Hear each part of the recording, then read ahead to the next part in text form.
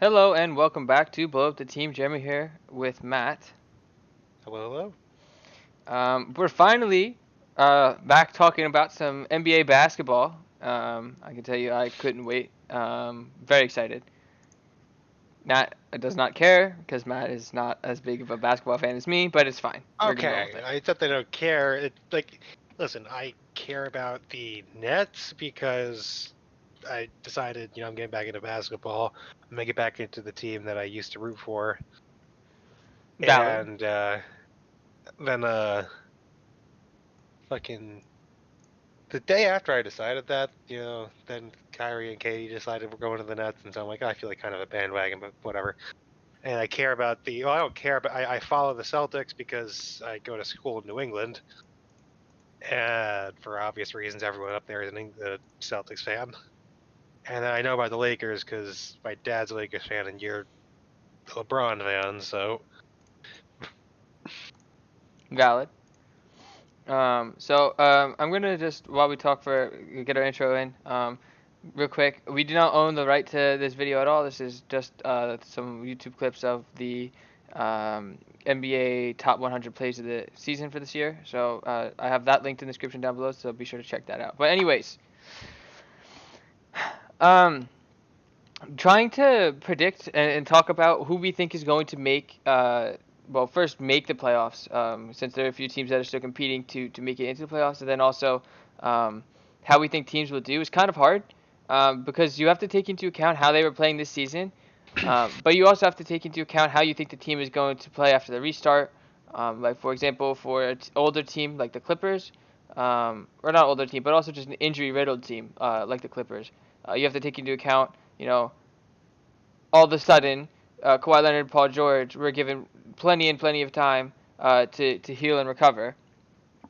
And then teams like, or also teams like the Clippers, where they had new guys that had just come onto the roster, that they would need to get used to the system, need to get up to speed, need to kind of build some chemistry even off the court. Now they've been given extra time to do that.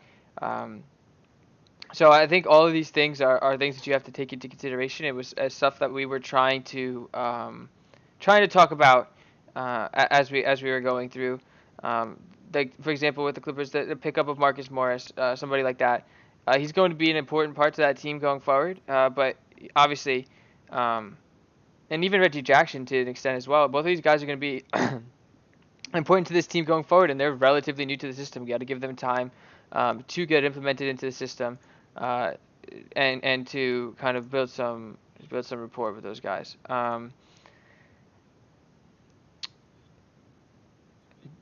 Anyways, Matt, do you have an opinion on Oh, God. what do you mean? Oh God, Well, on what? I was just gonna let you get your Nets right out of the way now. Uh, uh, well, some teams, have injury-riddled rosters that are now healthy again. Some teams have young rosters that have been, were getting hot and we're now rested and, have run the risk of being cooled off. Some rosters lose every fucking player that's worth a damn, the exception of like one, and your whole season's just fucked. And the only reason why you're going to make the playoffs is because it will require a team that somehow is in the playoff race, Washington, to win 3 games as you to lose 8 games in a row. I'm talking about the Brooklyn Nets. It's a fucking shit show. It's I understood um, Andre Jordan? Andre No, Drummond. DeAndre. I'm trying to figure out who you're talking about. Wait, Oh, no, Andre DeAndre, Jordan. DeAndre, DeAndre Jordan, the center. That's what you're Yeah, talking about for DeAndre Jordan, Nets. not Andre Sorry. Jordan. No, yeah, that's what I I thought, and thought you were then talking about yeah, the Pistons for a second. I'm like, how do we get to the Pistons? no, no. So yeah, so uh, and I kind of understood his reasoning, and then from there, Kyrie, who already decided he didn't want to play the season, had been mentally checked out since he got injured, decided, yeah, I big shock, guys. I don't really want to play in the restart because I don't know, the guy can't handle the pressure of leading a team or having any sort of impact. And KD obviously isn't healthy to play. Like that was already known. And then the only really, the team had a semblance of being a really good team without Kyrie and KD already because Spencer Dinwiddie was turning into a real leader and, had an arguably larger impact on the season than someone like Kyrie. Sorry, I really hate Kyrie right now. And then he opts out. And then the chips it's like, it just didn't stop. It's like every single person just said, you know what? We are not playing. And so now we have Jamal Crawford to rely on to hopefully turn back the clock a few years and, have a 40-year-old lead us to at least hopefully one win. It's like it's so fucking awful that genuinely I think we are running the risk of going 0-8. If it wasn't for the fact that we play Washington, who I think still is in a worse spot than the Nets, I honest to God, I think there's a high chance that they just go 0-8 if it wasn't for that. And I'm sorry, my thing is just not. No, it's all good. Um, so I don't know. Again, I don't know why. I thought you were about to talk about the Andre Drummond trade to the Cavs for a second. I'm like, where is he going with this? I don't know why. Um, No, no, no. but everything that you've said there is completely valid. I think the Nets. I think most of the players on the Nets, and 99.9% of Nets fans recognize that their season to compete was Oh, not this season. It was next absolutely. season. No, Um, absolutely. The rest of the season, regardless of how, like, because of how the season got started and how the Nets were kind of hovering just below 500, it was very obvious that they were, you know, it was obvious from the beginning of the season that the really big goal was next year. But I think this year is a really important year for developing the talent of Spencer Dinwiddie, and watching Kyrie Irving put up 50 points in his first two games, and then deciding he doesn't want to play anymore. That was really inspiring. And really, you're but not happy with him right now. no, I'm the man mentally checked out after game two because he had back-to-back losses after putting up 50 points in each of his first two games. Yeah, I But mean, I think that next year is going to be. Everybody knows that next year is the year you watch out for the Nets. oh wait, I'm sorry, we don't play the Nets don't play Washington. Never mind. we I mean, we're you're still fucked. relying on a really bad basketball team to go and win 3 of 5 against. Well, yes, Um, this is also true. The title odds are plus 100,000. The Wizards. yeah, no, the Wizards are just not a good basketball team. So just as a prerequisite, you know what I will do? I will do the same thing that we did out west, and I'm gonna just go. Uh, I'm just gonna go throw. Oh, I fucked this. Back it up. Hold on. Give me a second. I wasn't paying attention when I put this together. So it's a good thing that this happened because now I have a chance to go fix it. I somehow had the Wizards at the 7th seed because I was just not paying attention when I was putting this together. So thank you for bringing this up. Um, but in both, I would say both out east and out west, they're kind of both conferences are in the same boat where like the 8th seed is for the most part competing to see who loses first because the 1 seeds are just astronomically better, like worlds and universes better than the 8 seed, and obviously we've seen 8 seeds compete more than they should against the 1 seeds. Notably, um, the Blazers took the Warriors to more games than they should, or the Pelicans, I believe, was it that the Blazers matchup, and then they play tough against some of the top seeds as well. Um, and there's just always a team that it feels like at least there's always a low seed that plays much better than it should. There was that I do remember though that one year that the Pelicans were beat. I think the Pelicans were the 6th seed, and took the Blazers way more games than they should have, back in maybe 3 or 4 years ago. So there's just always teams that outperform, but I don't think that this is the year where we see that turn around. I'm not gonna lie to you. Um, that being said, I think we've kind of done all the kind of prerequisite stuff that we wanted to kind of get into. So as soon as I've finished adding the Orlando Magic, who inadvertently got left off the bracket, to the list, we can go ahead and get started. Um, Yeah, I think a part of me is also, hoping for something because like the Nets last year, just to get back to the Nets to buy you time, had a fairly good showing in the playoffs despite not having huge ambitions for it. So even if it wasn't going to be, you're 100% going to get stomped by the Bucks, you're still a lot of hope for that to Yeah. see them play in the playoffs. It sucks that you won't get to see any part of the team really compete in the playoffs, but I think that Nets fans can put their pillow on the bed, put their pillow on the bed. Wow, put their head on the pillow at night and go to bed knowing that going forward, they will next year they have a team that's going to compete. They know that. Assuming KD, as long as KD comes back, I would say at least 80% of the player that he was, which I don't think that there's any reason to think he's going to have a substantial drop off. We have to wait to see him play before we say that, but I'm saying at least 80% of the player that he was, they're going to be a very strong contending team out east. So, with that being said, I think that that's enough kind of prerequisite stuff. I did finish this. Yeah, sorry, that was a ball drop for me. Let's take a look at the playoff bracket. These are not necessarily the seeds that these teams are currently in. We kind of did some projection ourselves, kind of saying, how do we think the teams will do.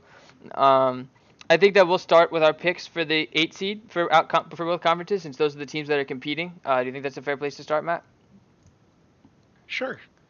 So, in case you were in case you weren't aware of necessarily how all the teams break out, basically out east, these three teams are fighting for the 7 and 8 seeds: the Nets, the Magic, and the Wizards. And then out west, you've kind of got a 5-team brawl for the 8 seed, or a 6-team brawl. You've got the Grizzlies, the Blazers, the Pelicans, the Kings, the Spurs, and the Suns. Um, Matt, I'll let you go first with your pick out west if you want to start off. I'm going with the Grizzlies. I think the Grizzlies have a substantial enough lead and a solid enough roster that they are able to hold off the Trailblazers. I think the Trailblazers have a load of talent, obviously spearheaded by Damian Lillard, but I think the Grizzlies have enough of a solid team. I have enough. I don't really think they're, at least to my knowledge, they're not missing any huge chunks in that team going into this restart. That I think that they should be able to hold them off. Uh, so I'm sticking with the Grizzlies as the more likely to keep it in and not lose out 3 games. However, if they do get close, they could end up playing a sort of playoff against each other, which will be interesting. Yeah, You see that one? I'm not sure. I'm pretty sure that the way that they have it listed online is in order. So like when they show the remaining schedule, the first team that shows up is Portland. So that tells me, unless I'm reading this completely wrong, that the Grizzlies actually play the Trailblazers in the first game. And Yes, they do. I think that that's I think that's a very important team, very important game for both teams. My pick is the Trailblazers. I think that the Trailblazers have a legitimate chance to jump the Grizzlies. And I think that a big part of it would be if they can go out and they win that first game against the Grizzlies. I think they've got a legitimate shot. That would only put them realistically 2 games back. And while they do also have, I mean, there's obviously this is playoff teams pretty much only, so they're all going to have relatively tough schedules. Um, Oh, yes. However, now I'm also looking at the thing. I see the Grizzlies have a very tough schedule because they start off with Portland. I mean, I think they easily beat San Antonio. I think they are better than the Pelicans. I think they're better than the Thunder. However, they also have the Jazz, the Raptors, the the Celtics, and then finish off with the Bucks. yeah, I mean the Trailblazers don't have a walk either. They have they start with Memphis, and then it's Boston, Houston, Denver, Clippers, Philly, Dallas, Brooklyn.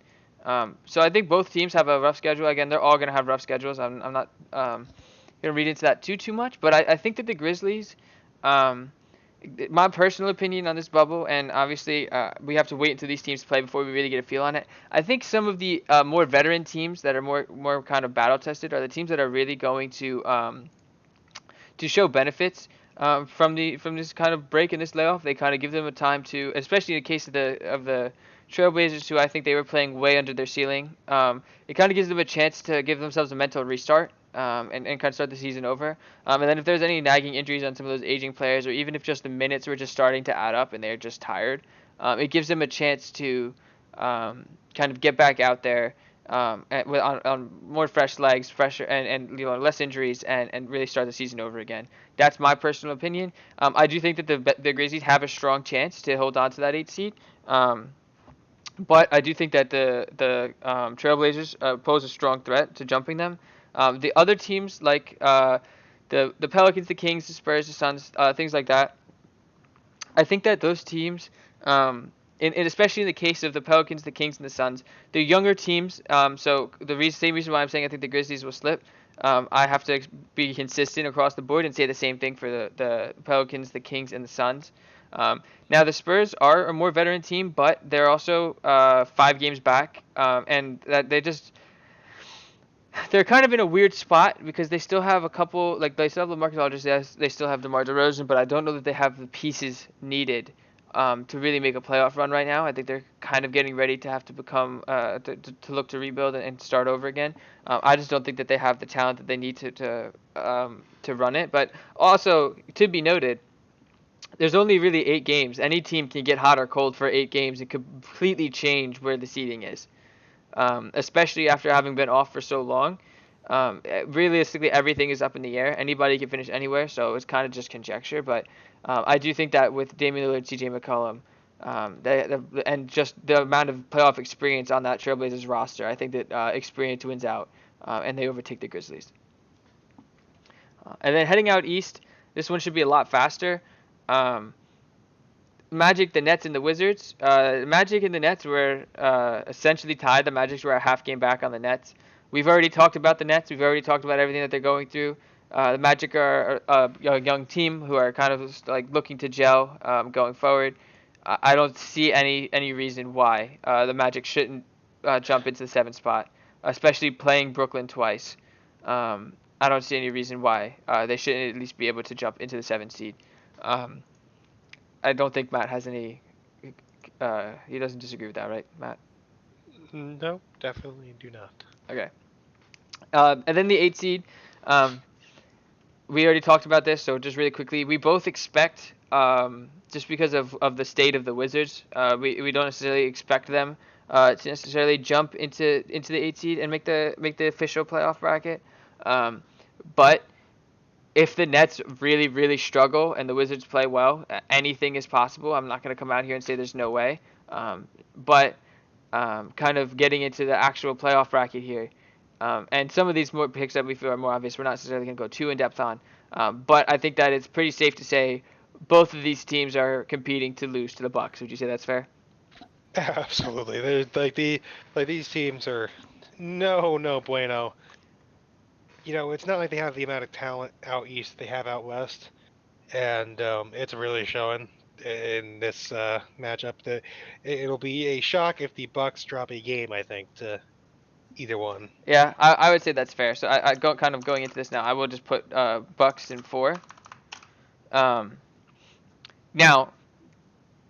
big note here, just about the Bucks going forward. We are talking about a top 5 defensive team and the number 1 scoring offense in the league. So saying that these teams are going to get run over by the Bucks, it's not. It says, I think, more about the Bucks almost than it does about the other team. Now, don't get me wrong; these other teams are not good, but the Bucks are just that good that I don't think it would have mattered, to be honest with you, if the Nets were fully stocked or not. KD's not ready to play. Even if they had Kyrie, I don't think that they're ready to beat that Bucks team the way that they're listed right now. Anyways, I think we'll stick with the theme of going the 1 seeds first. So heading out west, we said that we think the Lakers are going to hold on to the number 1 seed. They have a 5-game lead, if I'm not mistaken. 5.5 game lead, excuse me. I don't think it's unrealistic to expect them to hold on to the 1 seed. Do you see either the Grizzlies or the Trailblazers taking a game from the Lakers? I think there's a chance they take a game on the Lakers. I think the Lakers are, like I said, I think the talent out west is much higher than the talent out east. The difference is these 8th seed teams coming into the West are like legitimately threatening like teams, and but the 8th seed teams out east are teams that are limping into the playoffs. Very fair. And that are probably going to be below 500 and like honestly aren't even good teams. So I think the quality of team is much higher for this 8th seed, and so I could see them winning it in 5 at probably, and worst 6. Yeah, I expect 5. yeah, I'm gonna put Lakers in 5. I think that's very fair.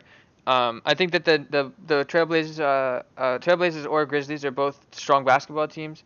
Um, Now, and to talk about the East for a split second here, I would say 1 through 6. It's actually a very competitive conference for the first time. Obviously, most people expect the Bucks to come out because they are kind of head and shoulders above the rest. But it's for the first time in a few years. It feels like you can make an argument for especially 1 through 5. I would say maybe you could even stretch it to 1 through 6 being legitimate basketball teams. I don't necessarily know that the Pacers are quite on that same scale as the other 5. But the point is you have 6 solid competing basketball teams in the East for what it feels like is the first time in a long time. Um, Especially if you look at the top 3 or 4. Or top really, I would really say the top 5. I mean, you've got the Bucks. I said are kind of heads and shoulders, but the Raptors, the Celtics, the Heat, the 76ers, all of these teams have solid rosters. They have solid talent. The 76ers obviously were not necessarily playing the best this season. I would say, I mean, they were having a good season. Don't get me wrong.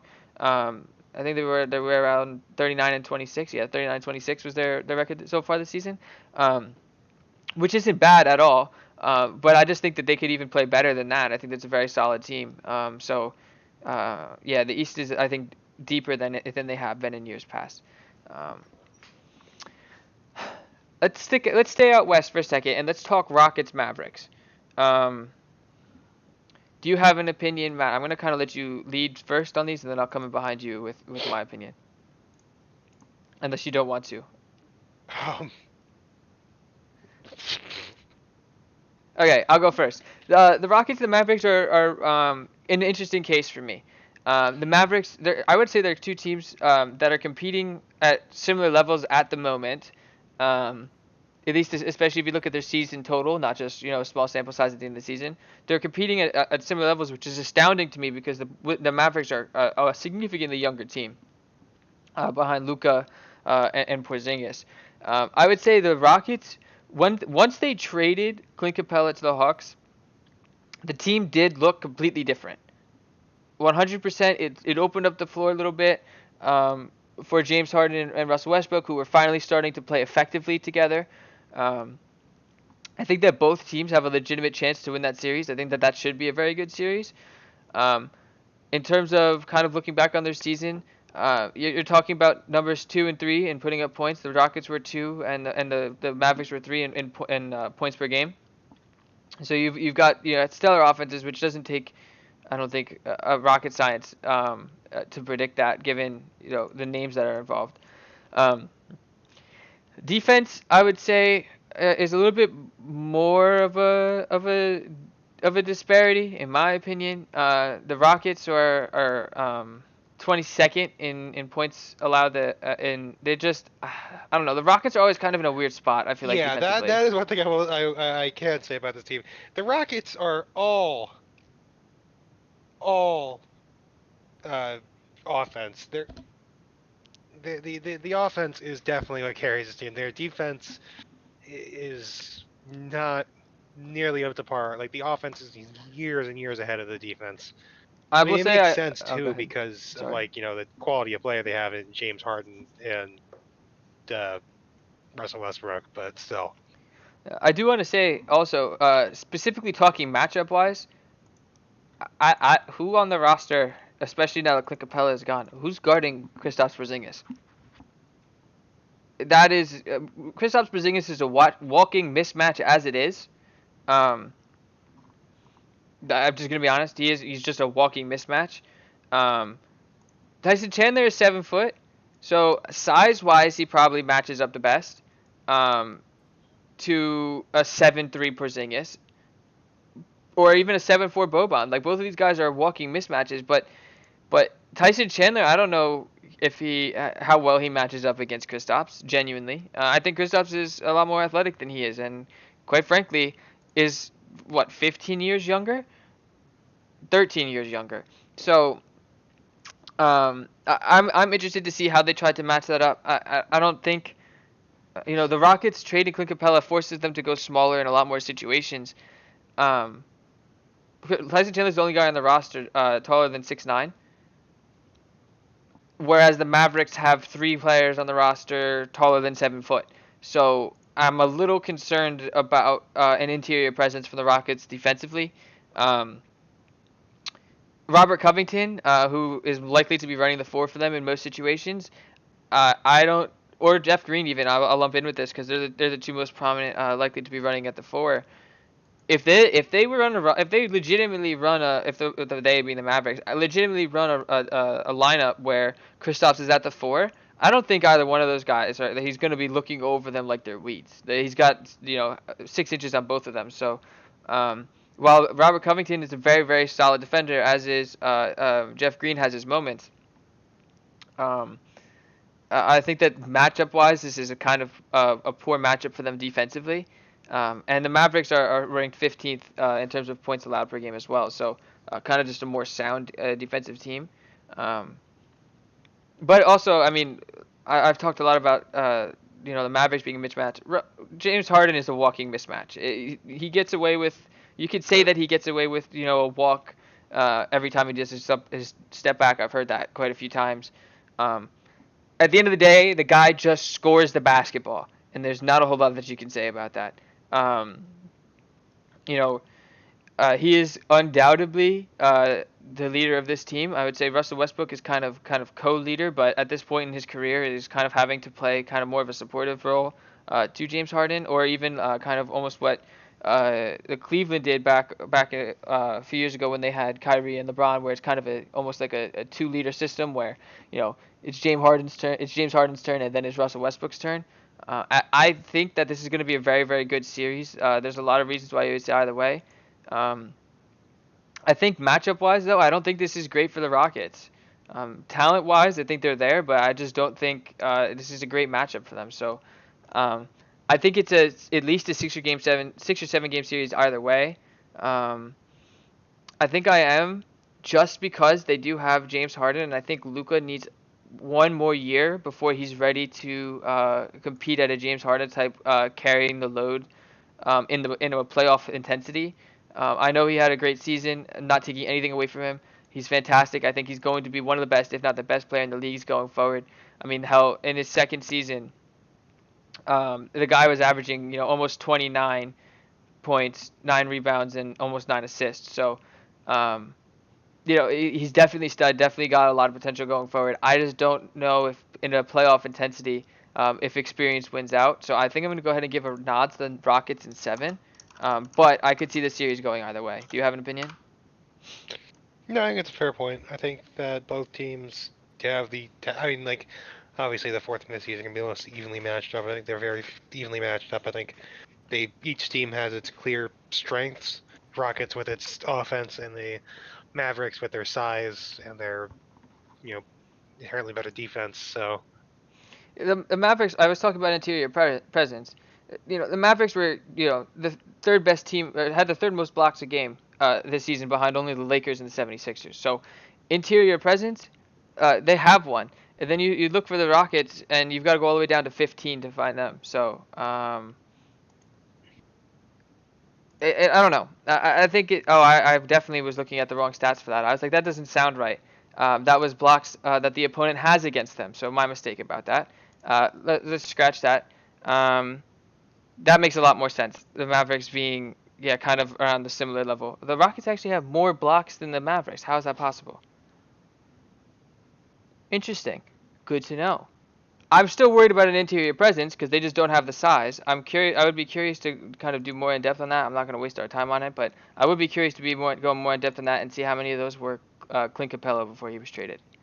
But that is neither here nor there. I just think that this is a poor matchup overall for the Rockets defensively, and that is one person's humble opinion on that. And yeah, I do think that they pull that out though.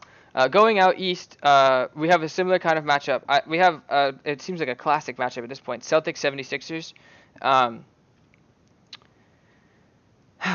I don't even know where to start with the Celtics. Do you want to go ahead and start on? I'll let you start on the Celtics. Do you have an opinion on the Celtics? the Celtics started off horribly underperforming.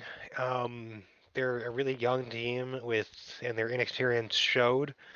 For as much talent as they have, they were struggling to put together like string together more than a win at a time, and they're looking like hovering on 500. I went to them because my friend got some pretty cheap tickets. We went to literally the highest up seats you could get in the garden.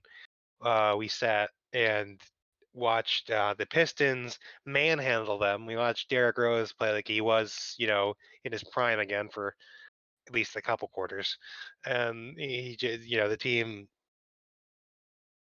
Uh, just overall was underperforming.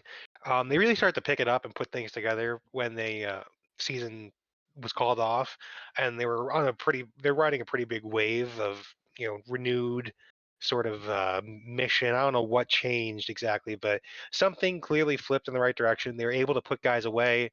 They weren't, hovering kind of even, because that was the problem that I like every game I watched. It was the same exact thing. They would put themselves ahead, but they could never put a game away, and they kept the games too close and they would start off slow, heat up, get to the half, and then cool off during the break. And then the second half, they would start off slow, cool off, and nothing. And then they wouldn't heat up enough to be able to put the game away or to not really dominate a game.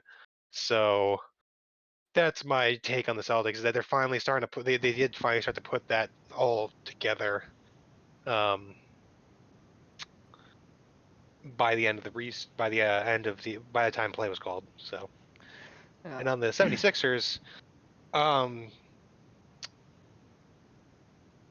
Ben Simmons, top 5 shooter in the league, starting next Oh, year. here we go. Here we go. All right, this guy's a little delusional. I'm gonna jump in and save him from saying something he can't walk back. Um, Oh my god, bro! I had like that fucking rap earlier. Oh, my stomach is not liking me right now. that's fucking tragic. Oh god, yeah, it is. Um, anyways, um, I would say 76ers are kind of in a weird spot. Talent-wise, they should be one of the better teams out east. Absolutely. When you talk about Joel Embiid, you got Ben Simmons, Tobias Harris is still on that roster.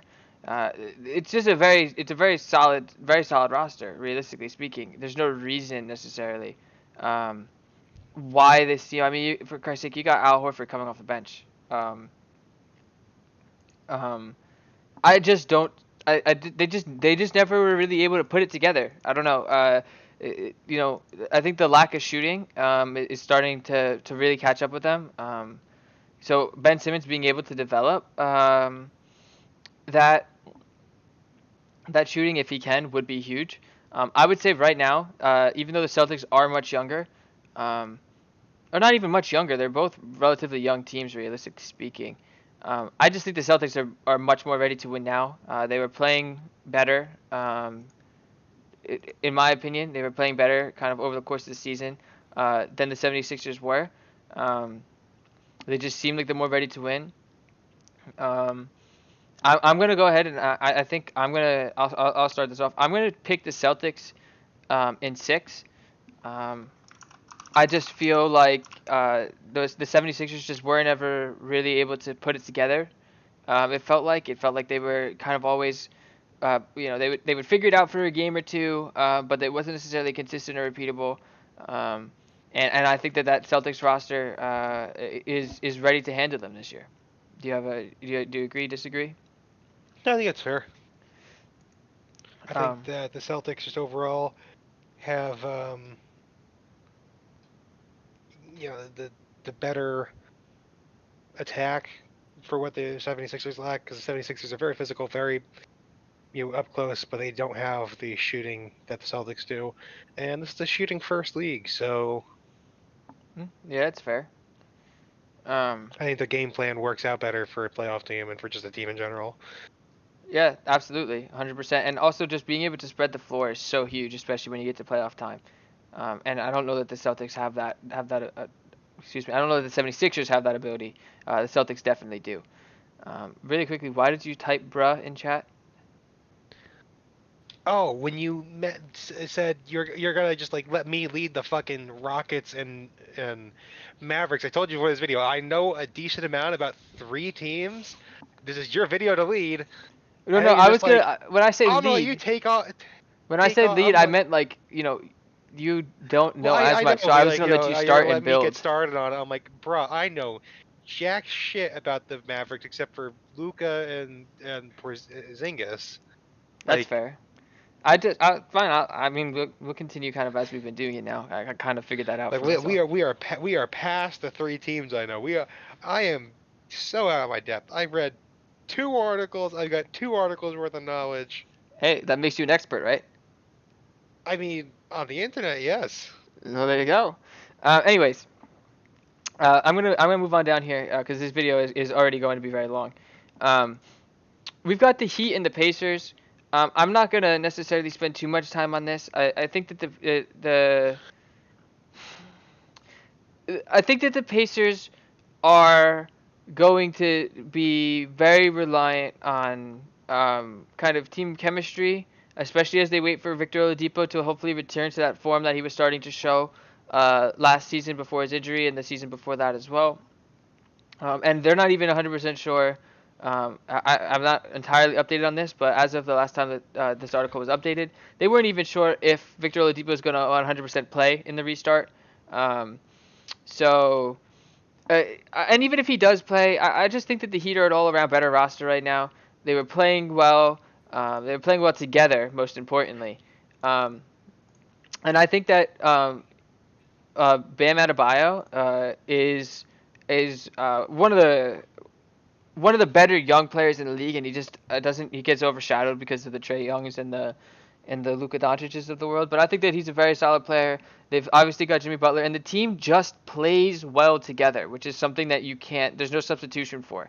But they just play well together. I think that we did predict, or kind of mostly me, as you could probably guess. But we did kind of pick them to jump the Celtics actually into the 4 seed. There's a few reasons for that. Mostly just because, again, they were playing well together. Genuinely, they were playing well together. They looked good. I think if Bam Adebayo and Tyler Herro can kind of get rolling early, um, I don't see a reason why this team should not kind of get past the Pacers if they do wind up facing off in the first round. So I'm going to go ahead and say I'm actually going to pick the Heat. I'm between the Heat and 5 and the Heat and 6. I'm definitely picking the Heat. Um, I would say for the Pacers, it depends on kind of how the team kind of bonds or comes together in after the restart. Um, if Victor Oladipo does wind up playing, he is currently marked as out. I don't know how updated this is, but he is currently marked as out according to ESPN. But even if he plays, he's still got to kind of get back into the swing of things after having such a massive injury. And then you've got Malcolm Brogdon, Domantas Sabonis, and Miles Turner trying to lead this team. And nothing, not to take away from any of the 3 of these guys, but I just don't think that they're as good as a Jimmy Butler, Tyler Herro, Bam Adebayo combo.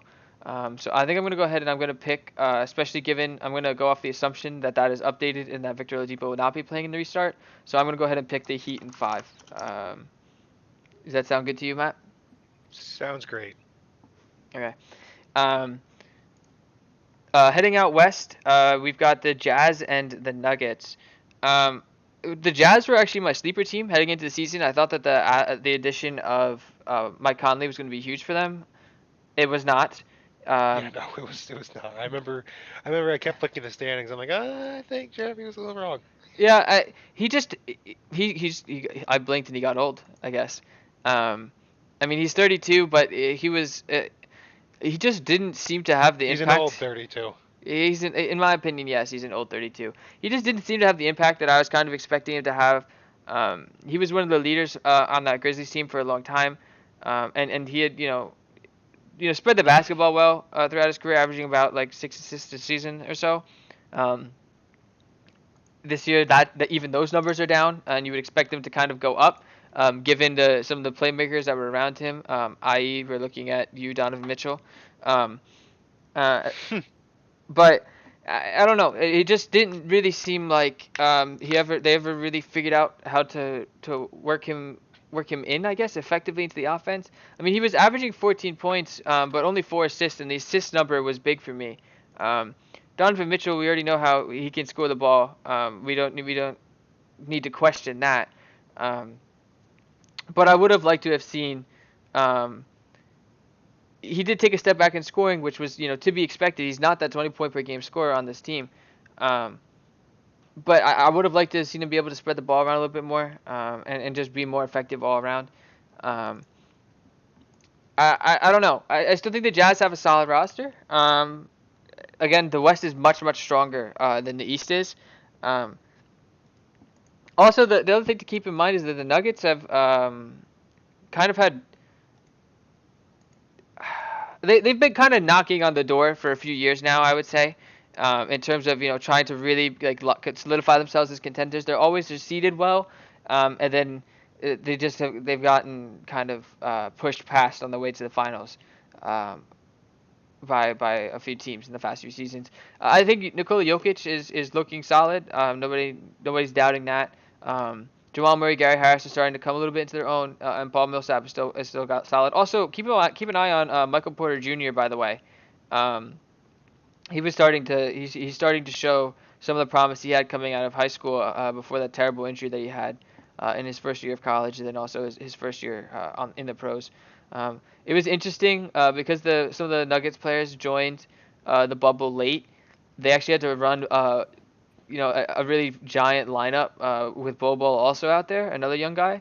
And that was interesting to see. Bol Bol actually played really well. I wouldn't be terribly surprised, especially if some of these games are kind of more pull away games. If Bol Bol plays, he is currently marked as out. I don't know if he's injured or what. I haven't seen. But if he is healthy, I wouldn't be surprised if they run him out there for a little while, and just to see what he can do.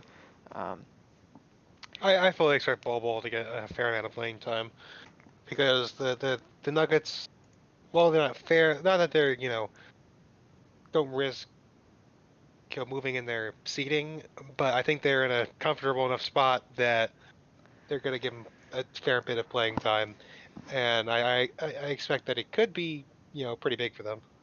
yeah, absolutely. Um, these teams, I would say, are actually fairly close. I would say skill-wise, even though I think it's about as close as a 3-6 matchup can get. To be honest with you, I don't think a 3-6 matchup gets super super close very often. Um, but I do expect the Nuggets to be just a better overall team. Um, I don't know if I trust the Jazz. They kind of, I mean, Mike Conley. Listen, they had a solid season. Let's not take anything away from them. They had a solid season. They were playing well. I just felt like they could have been playing better. Um, I don't know that Mike Conley played worth his $32.5 million contract, so it's not like he played terribly. Just I don't know that he played up to what you were expecting from him. And I think at the end of the day, the team is just going to come down to, you know, can Donovan Mitchell get them over the hump? Because it is absolutely Donovan Mitchell's team. Rudy Gobert is a defensive force, but he's not gonna necessarily run a game for you offensively. And I already talked about what I feel about Mike Conley. The team plays well together for the most part, but it's a matter of which team do I trust more? Donovan Mitchell led Jazz or Nikola Jokic led Nuggets, and I think that the Nuggets have more playmakers on their roster, in my opinion.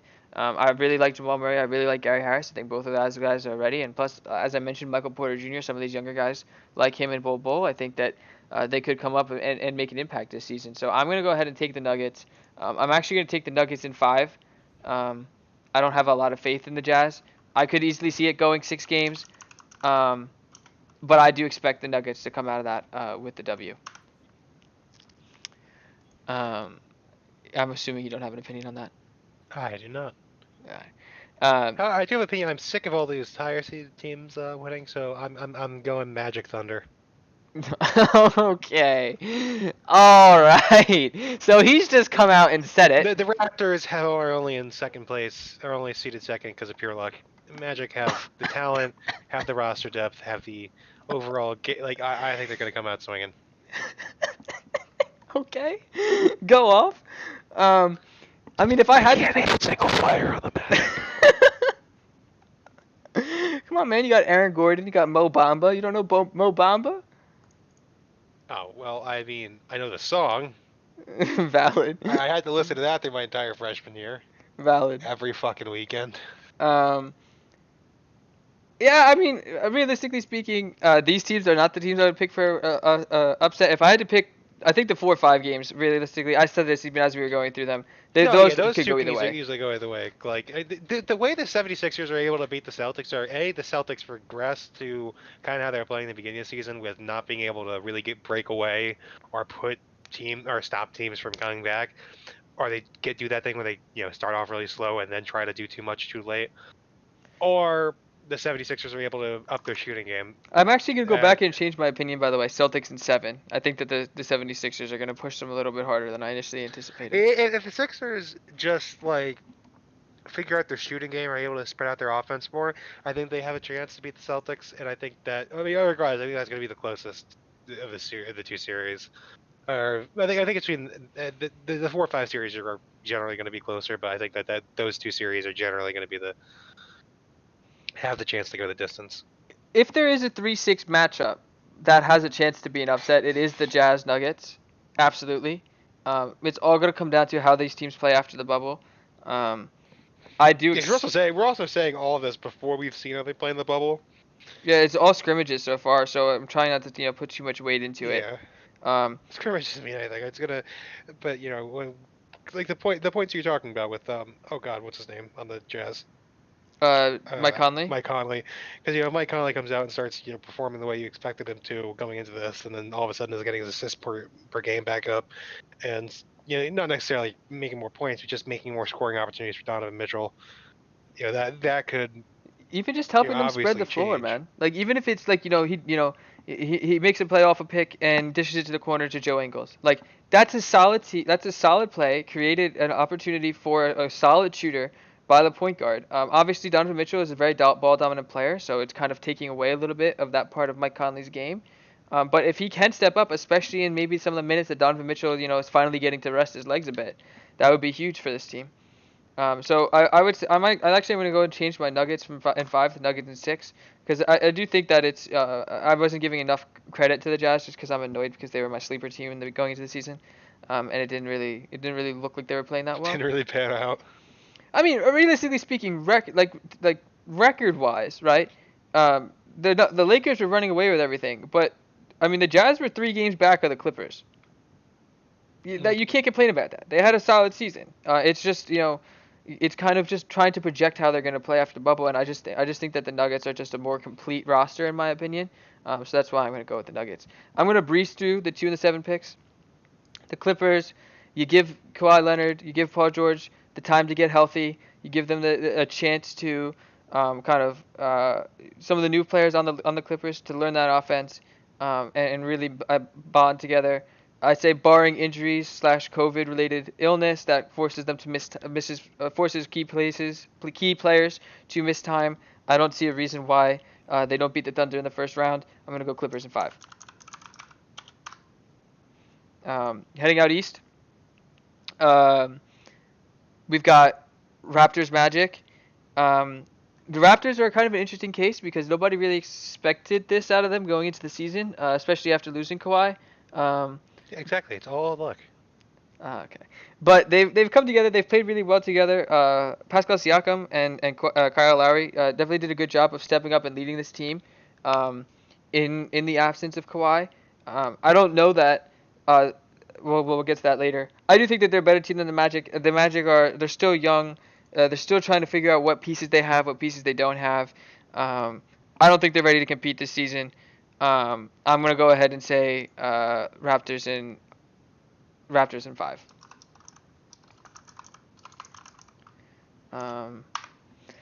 Okay, second round. I've already talked a little bit about some of these teams, so this shouldn't take as long now. I've kind of gotten into some of the detail I wanted to get into for these teams. But let's start off. Out west. Lakers Rockets first round. Lakers. Yeah, Lakers. I agree. The same reasons why I was afraid of the Rockets playing against the Mavericks is a similar reason for why I'm afraid for them to play against the Lakers. You do have guys that can attempt to match up against LeBron, although we've seen people throw body after body at LeBron in years past, and he was completely unfazed. So we'll see how that pans out. But Anthony Davis is going to just be a wrecking crew. I fully anticipate that. I don't think that they have a guy that can match up well with him the same way they didn't have a guy that can match up well against Porzingis. And I don't think anybody's going to argue that Anthony Davis is a better all-around basketball player than Kristaps Porzingis. The Lakers have been consistently. You had the Rockets, not Mavericks, playing him. Oh, Rockets. I'm sorry. Duh. I had that. But I was saying the right. I was saying the right thing. that- I just named the wrong team, right? Is that correct, or did I backwards myself? No, you have like a player from the wrong team that's not supposedly not making it to this point. Well, yeah, no. I'm saying Anthony Davis is a better version, or not a better version, but is Okay. better than him. So if they had issues with Kristaps, they'll have issues with Anthony Davis. Oh, okay, all right. The Lakers, again, one of the better defensive teams in the league.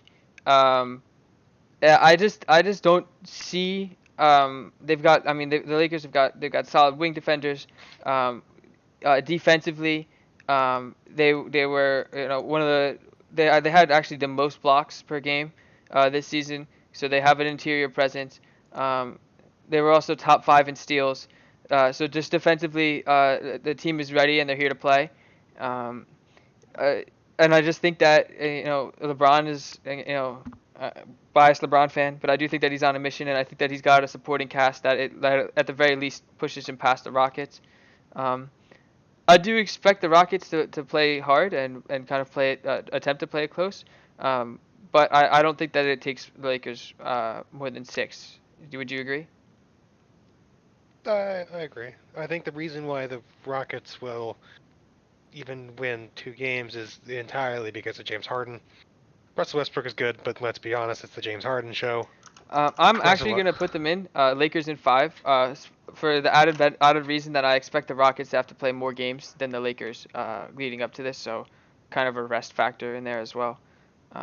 It is they're obviously all going to be on much fresher legs, but anytime that you can get an extra day's rest to recover is going to be huge.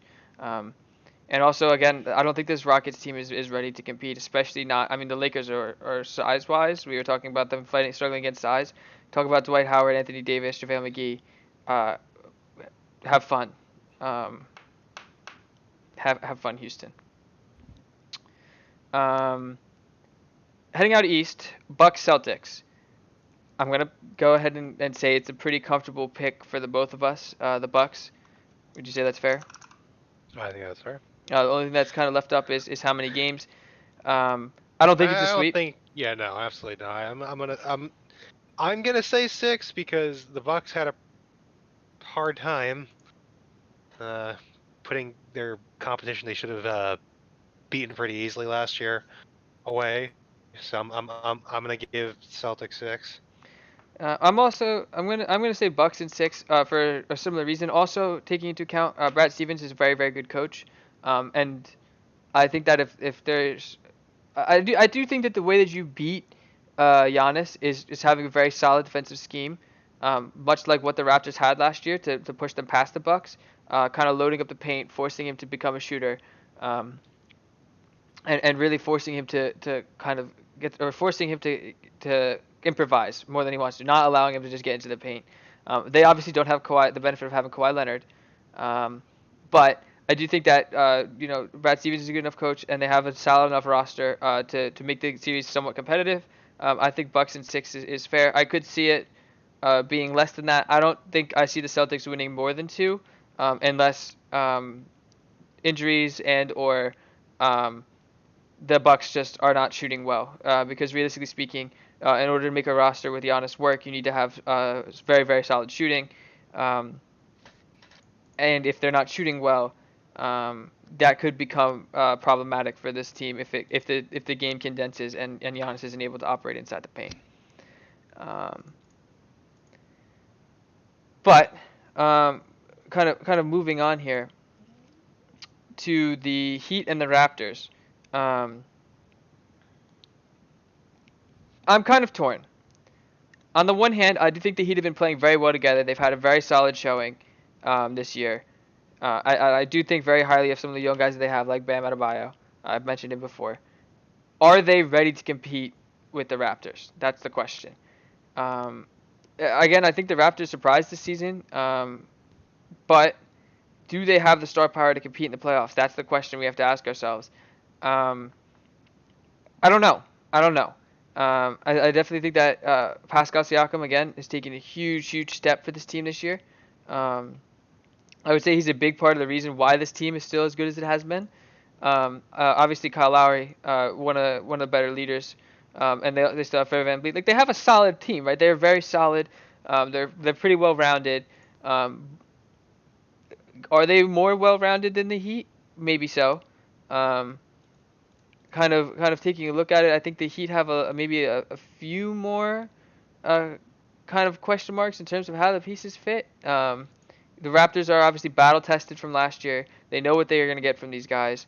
But I think both teams are very solid. I think they're relatively well-rounded teams, both of them. They both have some veteran experience. Andre Iguodala over on the Heat, notably, even though he doesn't necessarily or hasn't necessarily had a ton of playing time.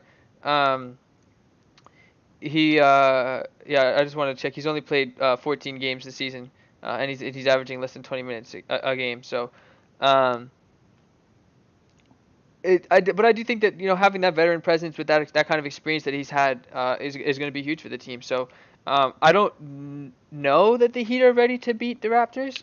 I think that kind of where I'm leaning is Raptors in.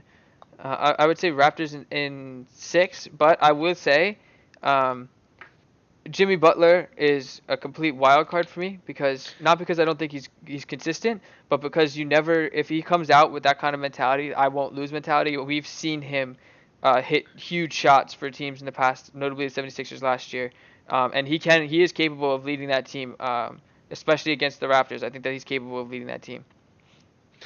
And because of Jimmy Butler is the reason why I'm disagreeing with you, and I'm going with Heat and 6 because I think the Heat have. I think that the big difference between the Raptors and the Heat is, don't get me wrong, the Raptors obviously had the better record so far. I think that the raw talent of Jimmy Butler is a better talent than any single player on the Raptors, and obviously it takes more than one guy to win a. Well, actually, no, I'm not even going to say that because I mean, we saw the Cavs win in spite of the Cavs, and we saw the Raptors win in spite of the Raptors last year. So, and I think that having a solid team around them, around one guy who can carry it in offense, not that he doesn't have help, but I think that is what separates the Heat from the Raptors, in my opinion. Yeah, I think Jimmy Butler, to your point, is one of the better two-way players in the league. Um, he will absolutely go drop buckets on your head, but he is there to compete defensively. I mean, I will never try to take that away from him. Um, I do think that the Raptors have a lot of young talent, and I just think that they're all around more battle tested than the Heat are. Um, That's also fair. so I'm picking the Raptors. And what I've done here is I've put them both down, so we can talk about both of them really quickly against the Bucks. I don't think that it's going to be a very elongated conversation, but No, it's not. um, but I do think that the Raptors are more battle tested. They've been playing well this season in spite of losing Kawhi. I keep bringing that up, but it's really astounding to me. I kind of picked them to kind of fall off the cliff a little bit, and they just didn't. Um, they're battle tested. They know what they need. They know what it takes to win. Um, and I think most importantly, um, they saw a huge tick up in production from Pascal Siakam, and he's really become a solid leader for this team. They still have depth, so I'm going to go ahead and say experience wins out here, and I'm going to pick Raptors in 6. However, I do think this should be a very good series. I didn't pick it in 7 just because I kind of feel like it's going to be a momentum swinging one in the sense where either the Raptors figure it out or the Heat figure it out. I kind of, especially with as young as the Heat are, I think that that's really why it's going to be a momentum swinger is because if they get hot and they start playing with an insane amount of confidence, I could see them running it. But if they kind of have a rough couple of games, I could definitely see the Raptors stepping in. So let's go talk about out west, and we'll come back to that in a second. We got Nuggets Clippers. I don't think there's a whole lot to talk about here. The Clippers are expected to be one of the 3 best teams. I think that they will show that. I think that they're going to be healthier, more well rested. I think they're going to be ready to go. As good as the Nuggets are, I don't think that they're ready to compete with a Kawhi Leonard, Paul George combination that the LA has. Plus, just the team as a whole, just they've managed to put very solid pieces around them. And I think that when you talk about defenders, that they have Patrick Beverley, stuff like that. Marcus Morris Sr. is going to be a big part of that team. Um, and then even Ivica Zubac, kind of man in the middle with a Montrezl Harrell coming off the bench. Those are all huge players for this team. Obviously, you got Lou Will, who wasn't necessarily as efficient this year as he has been.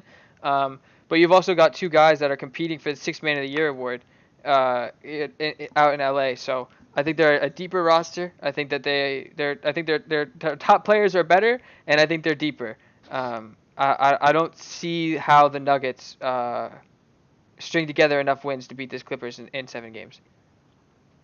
I'm gonna say I do think the Nuggets are a solid team, and I think that Jokic, along with Jamal Murray, um, I think those two guys alone are enough to win a game.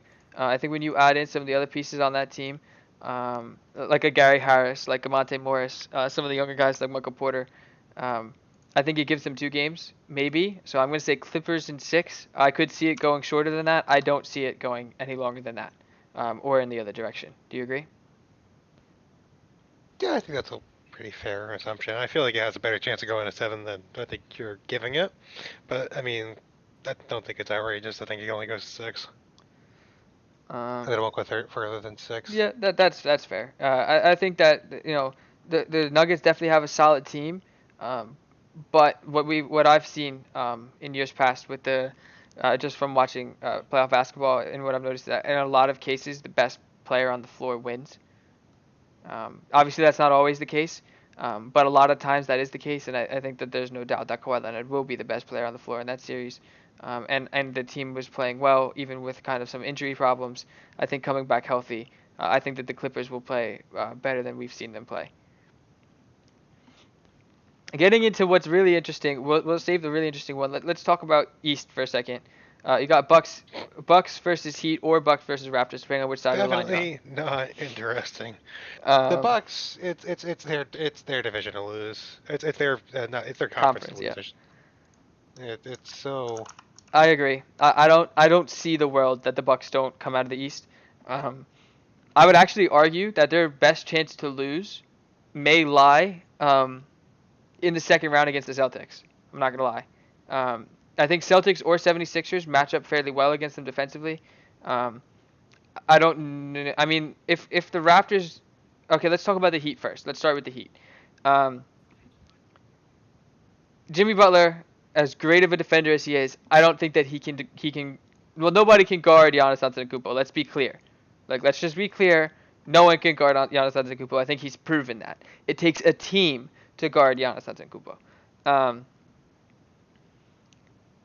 I think that they've got the requisite pieces around him to make a very complete roster, and they showed that all season long. They play well together. They play efficiently. The Heat. Let's talk about the Heat first. We'll talk about your pick first. Um, you know, they don't have terrible, size athletic matchups. They don't have terrible matchups for him. Derek Jones Jr., Bam Adebayo. I think both of those two guys could match up okay. I mean, Derek Jones Jr. is only 6'6", and Giannis is 6'11", but athletically he should be able to stay in front of him. But I just don't see how these guys. I mean, I would honestly say Jimmy Butler probably has a better chance of guarding him than Derek Jones Jr. does, to be honest with you. But it's just so hard to guard him. You don't know what to do with him. So, I think that's a tall order to ask any team to match. The Raptors, I think, maybe match up slightly better, but I don't expect them to bode much better. Now, they did figure out the formula last year, but again, they had Kawhi. I would say if the Heat come out of that Raptors series, I would expect it to go, I would say 5 games. That's my personal opinion. I'll let Matt go in a second. And then if the Raptors come out just because of a better size matchup and better kind of size inside, And plus, again, they have the formula from last year. I would say maybe 6, but I really expect the Bucks to come out of this series. Do you have I mean, a? I'm not going to say anything ground shaking here. I think the Bucks come out of it. I don't like. Listen, I hate calling game numbers because I It's think it's conjecture. arbitrary. Yeah, it's conjecture. Yeah, As long as but we're in agreement that the Bucks win, that's all that yeah, really the matters. Bucks are gonna absolutely. I think it's the like I said, Bucks conference to lose. Now getting into the Western Conference, this is, I would say, the pre-finals matchup everyone's been talking about since free Since agency. the free agency, since everyone was like, it's either gonna be he goes back to Toronto or he goes to the Lakers, and it's 90% Lakers. And then Clippers. it's like a point. It's like there's like a less than 1% chance he goes to the Clippers, and then Kawhi's like, "Nah, I want to go to the Clippers." And then he's like, "Yeah, I don't want to be on a super team. I want my own team," which is fair. I mean, I guess you want to lead your team you're on, but at the end of the day, I I mean, I think don't know. I think bringing in making that power move to bring in Paul George kind of makes them a super team. Paul George well, I is. don't know. That's a very good top two, but I think like what makes a super team is when you have three guys of that caliber. Oh, absolutely, I think absolutely. that makes us. I think that's there to a super team and a really really good team. I would say this was a good change. Competitive You know, it's balancing funny wise, because this we was have the same huge. friends on Steam, and it's funny when they both get. I'm watching your stream of this and seeing both our pop-ups at the same exact time. um, Anyway, that was entirely unnecessary. I think that the 70 said wow, I don't know where I was going with 76ers. Whoo, sorry, it's been a long day. Um, I think that the Lakers Clippers matchup is something everybody's been looking forward to, and I think it was a good competitive balancing for the league that the top teams are all duos.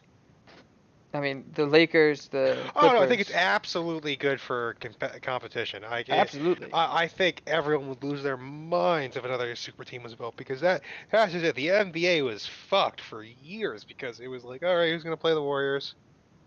Yeah, no, And it yeah, was pretty much. boring. And then after KD joined, it was just OD. Like there was no need. Um, anyways, let's talk about. I don't want to spend too much time on breaking this down, but I easily could. Um, Key point for these two teams. It's going to be about, in my opinion, the supporting cast. How well does the team play as a whole? You know what you're going to get from LeBron and Anthony Davis. For the most part, you know what you're going to get from Kawhi Leonard and Paul George for the most part. It's how does the team play around them? Um, I'm not going to even get into talking about, this team matches, this player is better than this player. I think that you can make an argument. I would say Paul George is probably, if you had to rank those 4 players, kind of at the bottom of those 4. But the other 3, you could argue up and down who should be where. I'm not gonna bother with that at the moment. Matchup wise, I do think that this Clippers team built itself knowing they had to be ready for the Lakers when it came playoff time. And I think that they loaded up on some solid defense. Um, Anthony Davis is a problem, but I think that the Clippers are one of the better prepared teams to try to deal with him. I'm not going to spend too much time talking about the past matchups that these teams had because I expect both teams to be very different teams than when they played earlier this season. They added pieces that will be huge in both cases. And I think that it's going to be. I mean, it was already a playoff intensity game, but I would expect it to be even more intense this time around. Um, They Genuinely, I almost feel like you could pick this going either direction. I think you can pick going another direction. I'm not like obviously you got the wider depth of NBA knowledge than I do, but I think the combination of AD and LeBron is just the better of the top two guys. I think that Kawhi and Paul George are really good. I think they absolutely could beat them, but I think overall on like a regular if you're just looking at it on paper, I think the Lakers had the better top two guys. And I think that for that they got the Clippers and take the Western Conference in 7 games because at the end of the day, I think this is going to be honest to God, it could go either way. But I think just by weighing, just because, and this is once again not a super in-depth look at any moves that either team has made, because I can only speak from my limited knowledge of the NBA,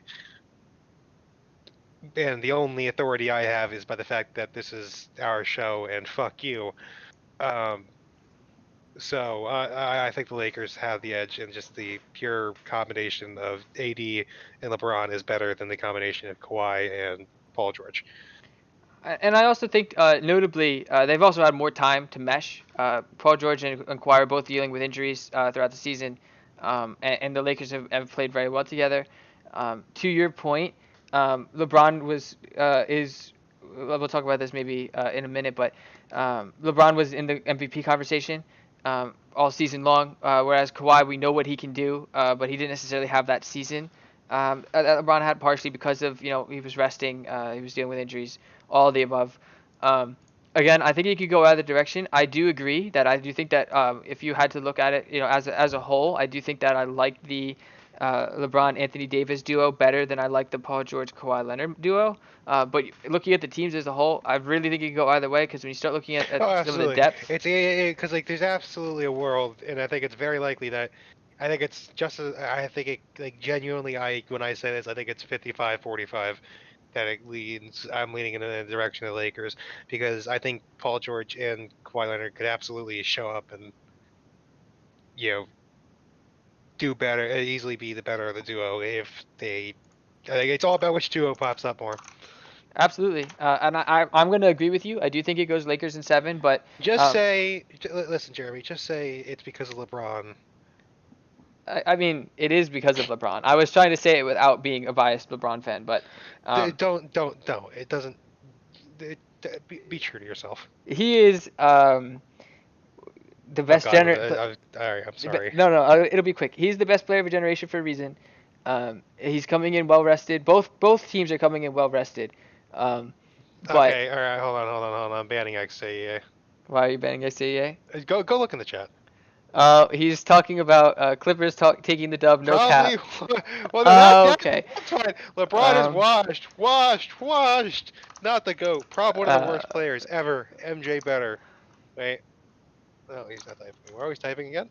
Caruso better. Well, that is true. Everyone knows Alex. Oh yeah, that's why the Lakers are gonna win. They're gonna get Caruso gapped.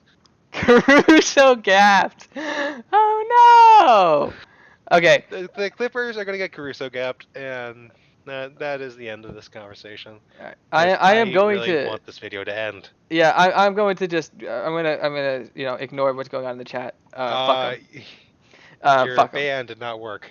Yeah, I know it didn't work. I had the wrong trigger for it, and I can't be asked to fix it right now. Ooh, I can server mute him. Okay, let's not do that. He'll be fine. Just ignore him. I do think it could go either direction. I can't stress this enough, that he can go either direction. I think we're both leaning Lakers, so I'm not going to put both teams in because we don't have a differing opinion. But I cannot stress enough that this could genuinely go either direction. And then Bucks Lakers, you got the dueling MVPs, meaning the two guys that are competing for this year's MVP going head to head. Matchup wise, I think that in terms of matchups for Giannis Antetokounmpo, the Lakers have one of the better matchups for him. They've got a ton of size inside that'll make his life an absolute living hell trying to live in there. There's a reason why the Lakers were one of the better interior defenses in the league. And were top of the league in blocks this season. There's a reason for all of the above. And that is what happened to the Bucks last time, like in the playoffs. Is the reason why they struggled so much last year is because you're talking about how Giannis is unstoppable. Well, last year he looked very human in the playoffs last year. And I'm not saying it's gonna that he hasn't improved, that he's not just as threatening. And it's not going to be a whole team effort, but I think he has been shown to have weaknesses when it did come time for the playoffs. So yeah, absolutely. When you can turn around and game plan for one player, in the sense where all you have to do is not all you have to do because it's so much easier said than done. But when really the game plan. Lakers going to win it this year. They have J.R. Smith, the GOAT. Oh, okay. Fuck J.R. Smith. He will be MVP of the finals. Fuck LeBron that. needs him. If you notice, I've gone out of my way to not mention the fact that J.R. Smith is on this team. I totally forgot about I that. have gone out of my way to Oh, not God. mention it. I'm not sure what's going to happen, if the Clippers are going to win because of the J.R. Smith gap, or if the Clippers are going to lose because of the Alex Caruso gap. Listen, I'm not. J.R. Smith is No, another rant for another day. I'm not going to get into that because I'm trying to wrap no, this up. this needs to end. I'm going to go ahead and say that I think that if it does wind up Lakers Bucks, I think the Lakers have what they need pieces wise to pull it out. The Bucks are a very very solid team all around. Um, I would even say that maybe on a regular season basis, they look better this regular season. Maybe I would say that that's a very solid argument. They were out east versus out west, so a little different. But all around, they seem like a very very complete team. But the key is, what can your star? Listen, when you're going to compete in the finals, you need your star to be able to step up. And to Matt's point, we've seen Giannis get stopped in the playoffs. Um, do and I think the Lakers have the pieces to be able to do that again. Um, I'm sorry. Um, oh my this is God. JR rant next vid. What other player could be crossed and scored 20? Spam for J.R. Smith. God, do we need to drop a J.R. Smith ramp next one? Listen, you can go right ahead and do that. Yeah, no, that's not happening. There's no need. Anyways, um, yeah, make sure to join the Discord to see all this fun, I guess.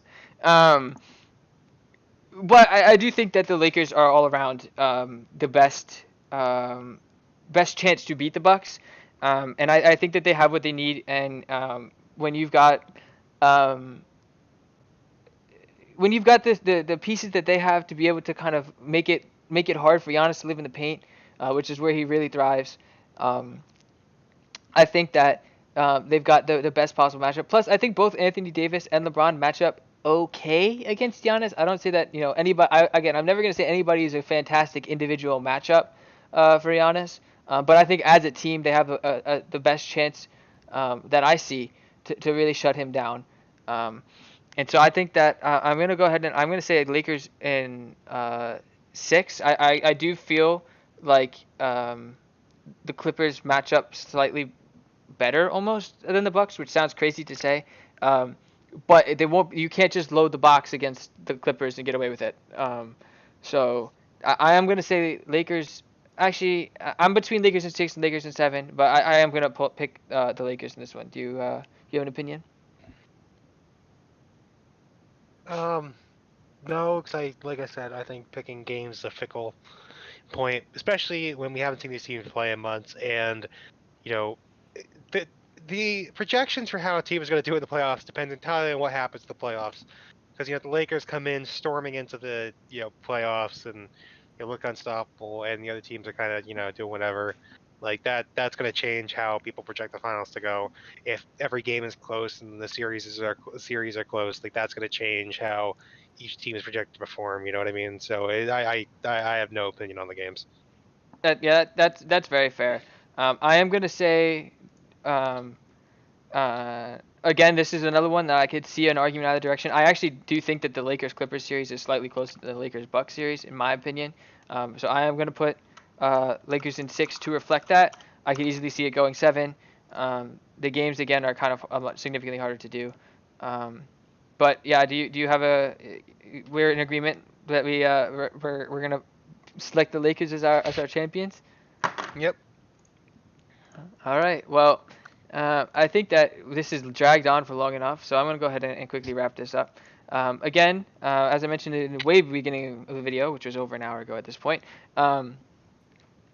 we do not own the clips to the video I was showing in the beginning. That will be linked in the description down below, so be sure to check that out. Also in the description, check out our Instagram and our Twitter. We're not very active on those, but if you come on over to our Discord, which is also linked in the description down below, you'll get to see some of the crazy bullshit that our friends like to be typing in the chat. As one of our friends has just typed, J.R. Smith is greater than LeBron plus Giannis plus Kawhi. Lou Will went to a strip club. Lou Will fucked a hooker. With the best cocaine in Orlando. I don't know if you noticed that I've been changing his nickname this whole time. I have noticed. I'm good. I was choosing to ignore it. Anyways, I think that's enough for us for today. We may or may not come back through and do a Too fucking we may or may not come back through and do a kind of award prediction video. Not sure yet. We're kind of trying to figure it out. If there's anything that you guys would like to see us cover, make sure to leave that in the comments down below. We're also, as kind of seasons start to tick back up, going to start doing kind of more regular check-ins on each sport and talking about what we've been able to watch. But I think with that being said, this has turned into an absolute shit show in the chat. I'm sorry, this fucking chat is like entirely ruined me. Um, Uh, I'm gonna just not even whatever. We'll see you next time. Wait, did you see that he's got a bot message? Oh.